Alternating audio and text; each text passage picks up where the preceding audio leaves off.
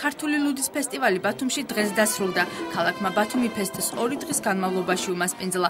ფესტივალზე საქართველოში ლუდის მწარმოებელი კომპანიები, რესტორნები და აღმოსავლეთ საქართველოს, ხევსურეთის, დუშეთის, ყაზბეგის, თიანეთის, ოსური და ბათუმის ლუდის ქარხანა მონაწილეობდა. დასკვნითი საღამო კონცერტით გაიხსნა. ფესტივალის მსვლელობისას სპეციალურად განლაგებულ კარვებში ნაციონალურ ტანსაცმელში გამოწყობილმა ლუდის ხარშვის სპეციალისტებმა სტუმრებს იმიტირებული ლუდის წარმოება უჩვენეს. აქვე სახალისო ნომინაციებში ლუდის რაინდი და ლუდის ლედი გამოავლინეს. ფესტივალი საფესტივალო ლუდის კასრის ზღვაში ჩაძირვის ცერემონიალით დასრულდა, რომელსაც მომავალი წლის 25 ივნისს ამოიღებენ. ქართული ლუდის ფესტივალი წელს პირველად გაიმართა. იგი კერძო კომპანიების სამ კოშკისა და ვეტრო ვარიოს მიერ იყო ორგანიზებული. პირველი ფესტივალი იყო და რაღაც გამოცდილება სამუშაო ჯგუფს ეკლო, მაინც უცხო თვალმა და უცხო ნახველმა კარგად შეაფასა.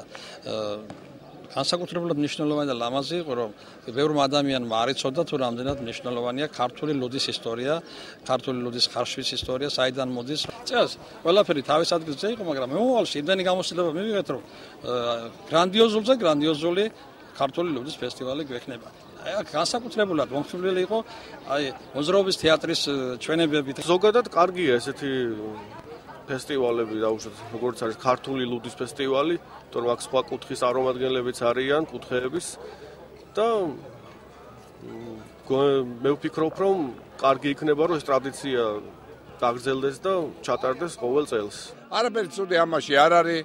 კარგი, რაც უფრო მეტად ახალგაზრდები ჩაერთვებიან ნებისმიერ საქმეში, რასაც შეჯიბრება ქვია, რასაც მორალური დაკმაყოფილება ქვია საკუთარი თავის, ძალიან კარგია. მე ამაში ვხედავ, რომ მოეწყოს ყოველ წელიწადს, ეს სოფლიოში ეწყობა.